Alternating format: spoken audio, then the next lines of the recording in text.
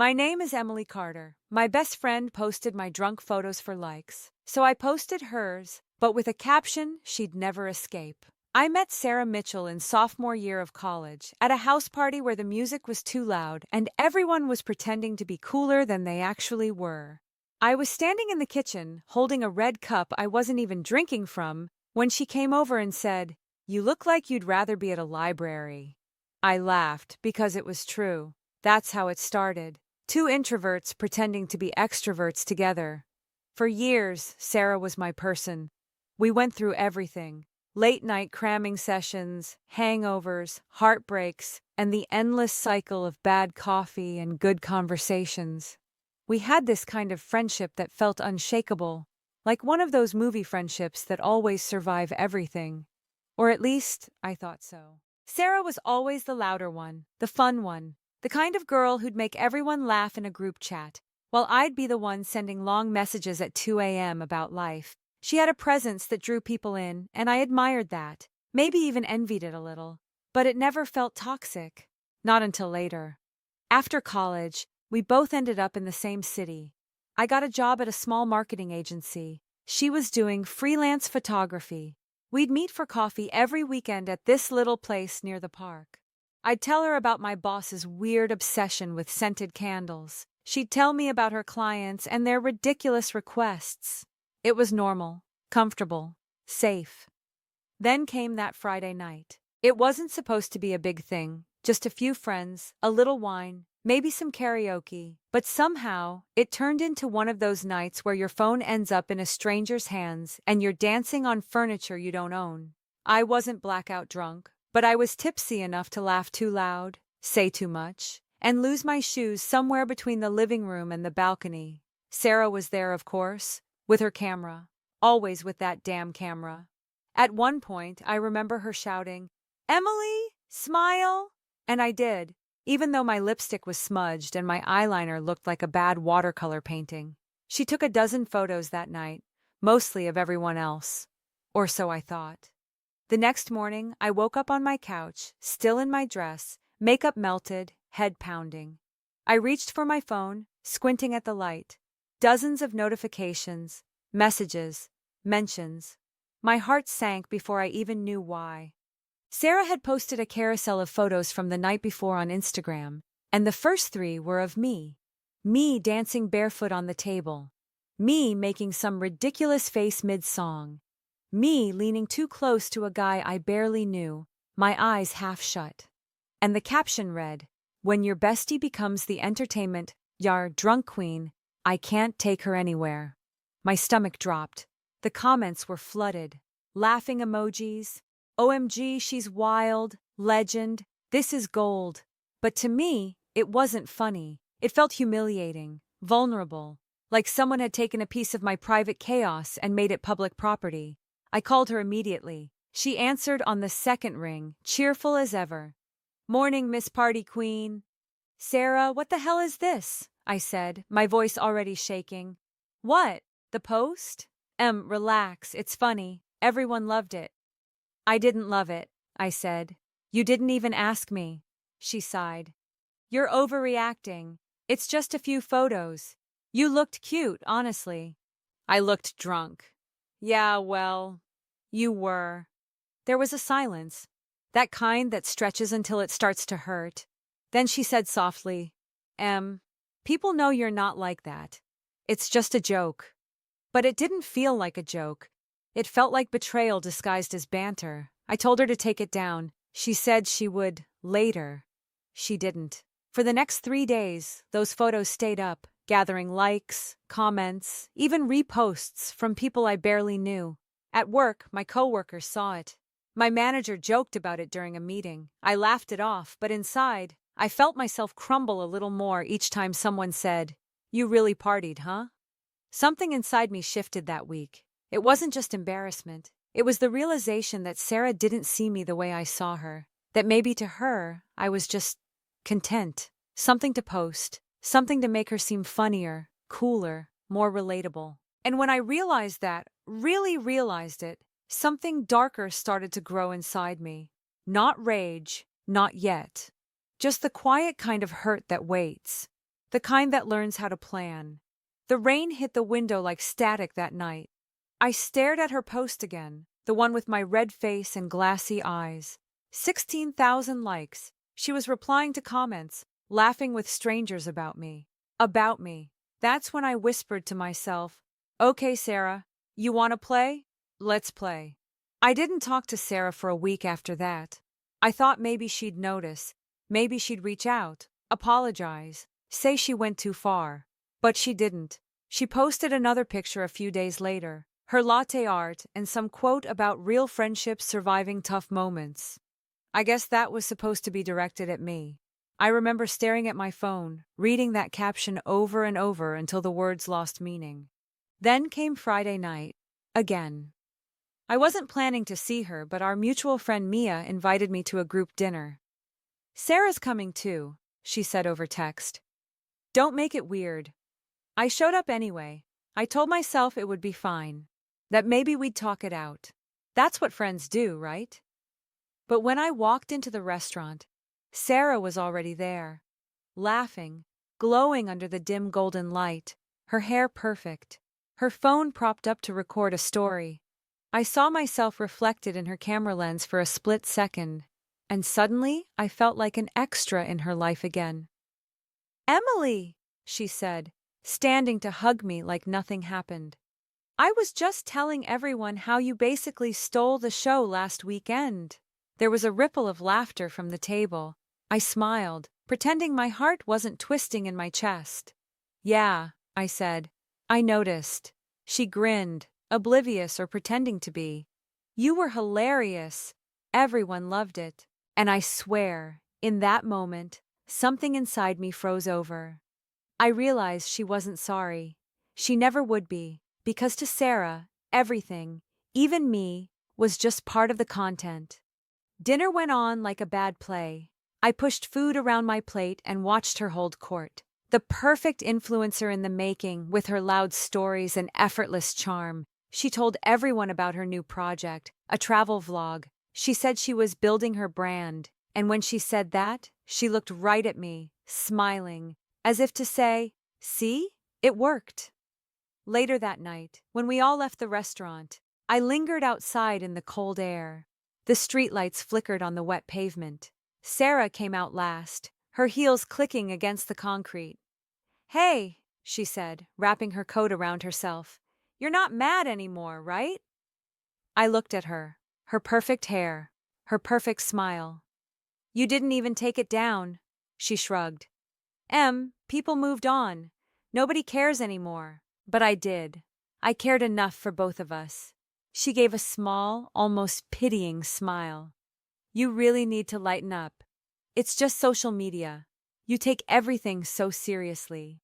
I wanted to scream at her, but instead, I just said quietly, "You'll understand one day." She tilted her head.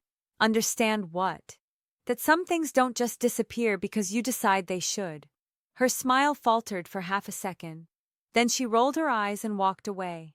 That was the night I stopped being her friend. But cutting her off wasn't enough, because every time I opened my phone, there she was, her face in my feed, her laugh in my memories, the photos she took of me still sitting on her page. She got attention, sponsorships, even a few thousand new followers off that party night post. I watched her use my humiliation as her springboard, and that's when the idea started to take shape, slowly, like smoke curling into form. Sarah had secrets too, small ones, the kind people trust their best friend to keep. I'd never thought of them as ammunition before, but suddenly, I did. I remembered how she told me about that night she hooked up with her ex while dating her new boyfriend, Daniel. How she said, "Please never tell anyone, he'd never forgive me." I hadn't planned to use it, not then. But when I saw her upload a story titled, "How I Keep My Friendships So Strong," I laughed out loud. It wasn't even bitter laughter, just disbelief. Over the next few days, I started observing her like a stranger would. How she curated everything, how every caption was calculated, how she used people like puzzle pieces in her own image. And I realized, if she could build her image on lies, I could dismantle it with truth. But I didn't want to just expose her. I wanted her to feel what I felt, that slow, public unraveling, that loss of control over how people saw her. So I waited, patiently, watching, collecting. I went through old photos, the ones she'd begged me never to post because her hair wasn't right or her skin looked bad. I found one from a night out. She was drunk, laughing, lipstick smudged across her teeth, one eye half shut, and in her hand was a glass she'd been pretending to avoid in her sober era. That photo was harmless on its own, but paired with the right caption, it could burn her whole image down. That night, I sat on my couch scrolling through her latest posts.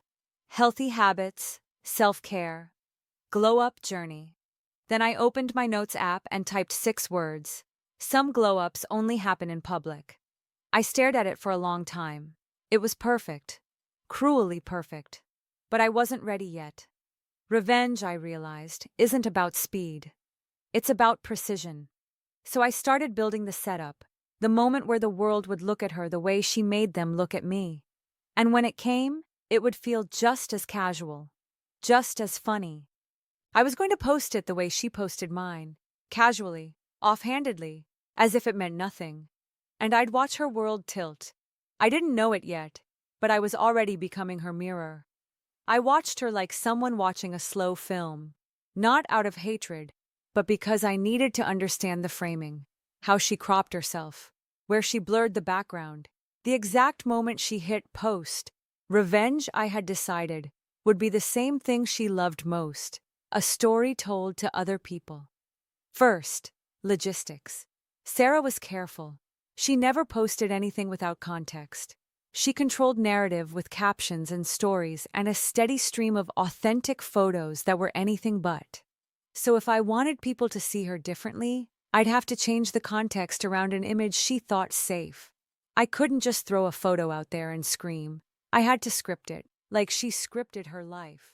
I began small. I started commenting on her public stuff again, neutral at first, then slightly probing. That latte art looks amazing. Your trip looked so peaceful. Nothing confrontational.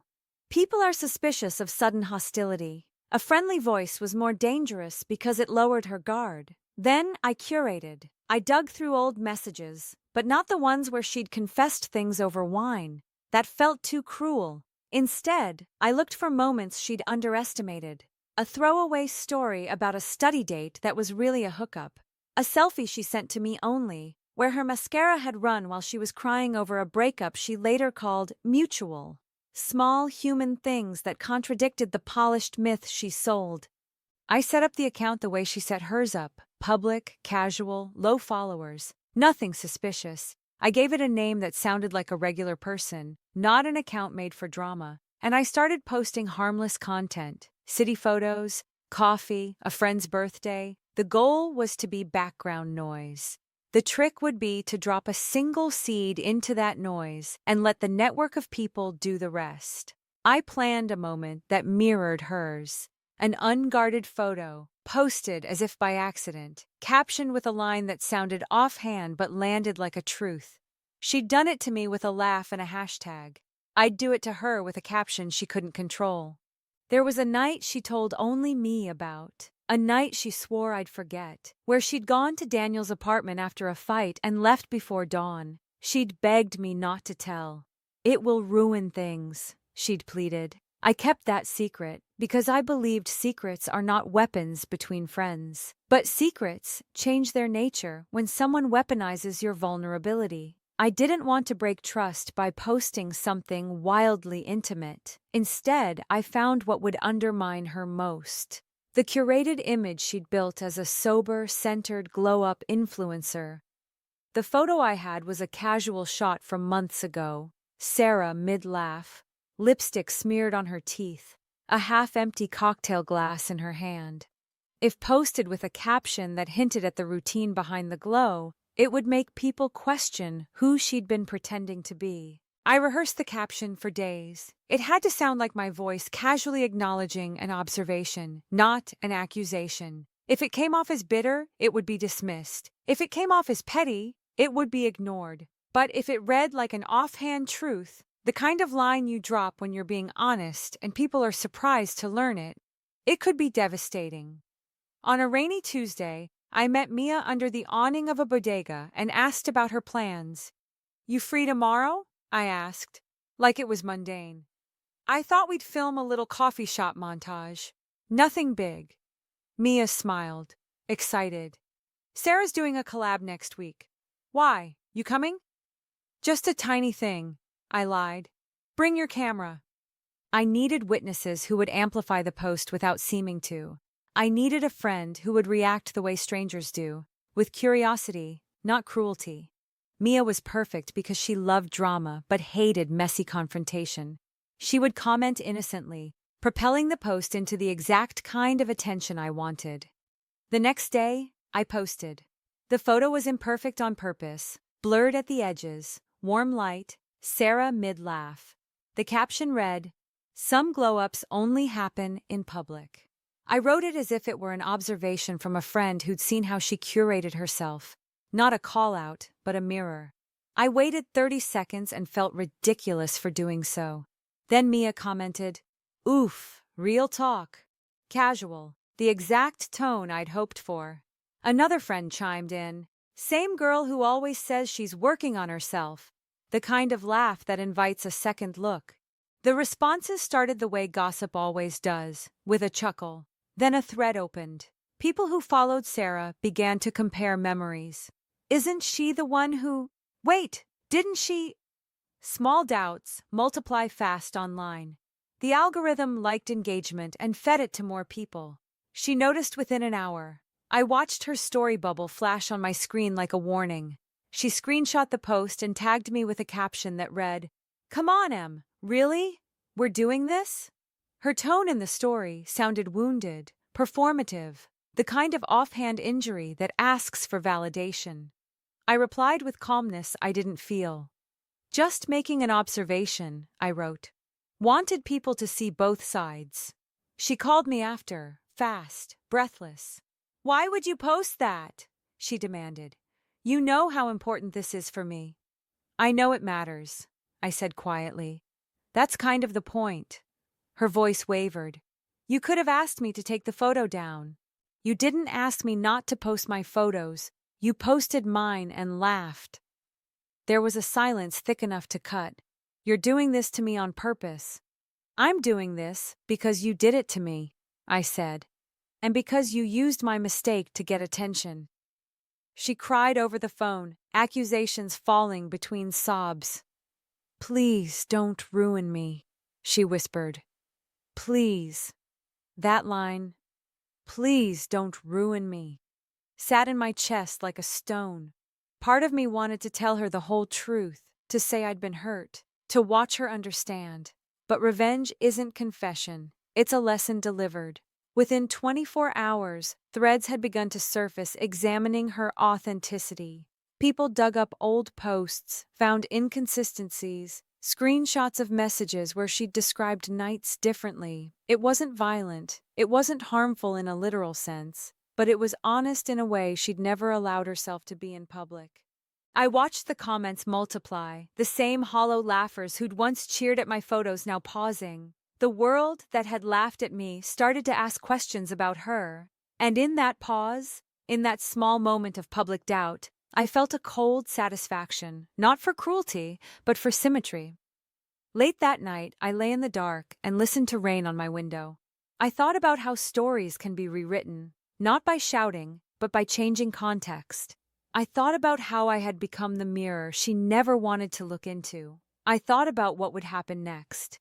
I didn't celebrate, I just sat with the quiet and let it happen. The morning after it all exploded, my phone wouldn't stop buzzing. Messages from people I hadn't spoken to in years. Some pretending concern, others just curious. Screenshots, DMs.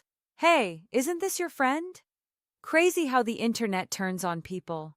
Sarah's page was still up, but different now. The comments had shifted. The same faces that once worshipped her were suddenly dissecting her. "This is why I don't trust influencers. She's so fake. Didn't she lie about being sober?" I didn't post again. I didn't say a word. I didn't have to. That single caption, "Some glow-ups only happen in public," had become its own wildfire. People had started using it as a quote under other people's photos. It became a subtle insult, a trend, a phrase detached from me. But I knew where it came from. And she did too. Around noon, she called. Again. I let it ring twice before I answered. Her voice was hoarse, like she'd been crying. Emily, please, I can't stop it. They're twisting everything. I didn't twist anything, I said. I just posted a picture. You knew what people would do, she snapped. You wanted this. I swallowed hard. You wanted it too, when it was me. There was silence, longer this time. I could hear her breathing. I imagined her sitting in her perfectly lit apartment, ring light unplugged, makeup smeared. I was just trying to be funny, she said quietly. You know I didn't mean to hurt you. I told you I was hurt, Sarah. You laughed. I didn't think it was that deep. That made me laugh, an ugly, hollow sound. It's always not that deep until it's you, huh? She didn't answer. For a moment, I almost felt sorry for her. Almost. I thought about the night we met, two awkward girls finding comfort in each other's sarcasm. The nights we stayed up until 3 a.m., dreaming about lives bigger than ours. She wasn't a monster. She was just someone who forgot that people are more than the versions of themselves they show online. But forgetting doesn't erase the damage. Later that evening, I saw she had posted something new, a black screen with white text. I'm taking a break from social media. Sometimes we all need to remember what really matters. Be kind to each other. The comments were full of, "We support you," and "Stay strong." The internet always moves on, but people remember the caption. They always remember the caption. For a week, things were quiet. My guilt came and went in waves. I'd open my phone, see her face in my camera roll, and feel that mix of satisfaction and sadness twist inside me again. Because revenge doesn't erase hurt. It just changes its shape. A few days later, I bumped into her at the same cafe we used to haunt. She looked smaller somehow. No makeup, hair tied back, no camera in sight. When she saw me, she froze, like she wasn't sure if she should smile. I nodded politely, ready to walk past, but she spoke. Wait. I stopped. She hesitated before saying, I took the old post down. Yours. I looked at her, searching for sincerity. She continued, I know it's too late, but I get it now, what it feels like to be turned into something you didn't agree to. Her voice cracked when she said it. For a second, I wanted to hug her, but I didn't. Instead, I said, I hope you learned something. I did, she said softly. I learned that the internet forgets slower than people do. That line stayed with me for days, because she was right. The photo I posted would eventually get buried under other posts, other stories, other scandals. But people don't forget the idea of you. Once someone shifts your image, it never fully returns to what it was. I sat by my window that night, watching the city lights flicker, and thought about how fragile our reputations really are. How one photo, one caption, can change everything. Revenge, I realized, isn't always fire. Sometimes it's a mirror. And sometimes, when you hold it up to someone else, you catch your own reflection staring back. I deleted the photo the next morning, not because I regretted it, but because I didn't need it anymore. The story had already done its job. And maybe, in a strange way, it was done doing its job on me too.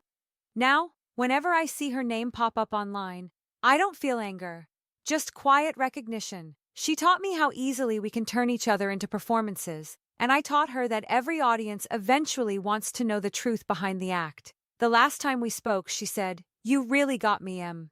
And I said, No, Sarah, you got you. I never saw her again after that, but sometimes, when it rains and the light hits the window just right, I remember the sound of her laugh, the flash of her camera, and the caption that ended it all. And I whisper to myself, not with pride, but with something like closure. Some glow-ups only happen in public.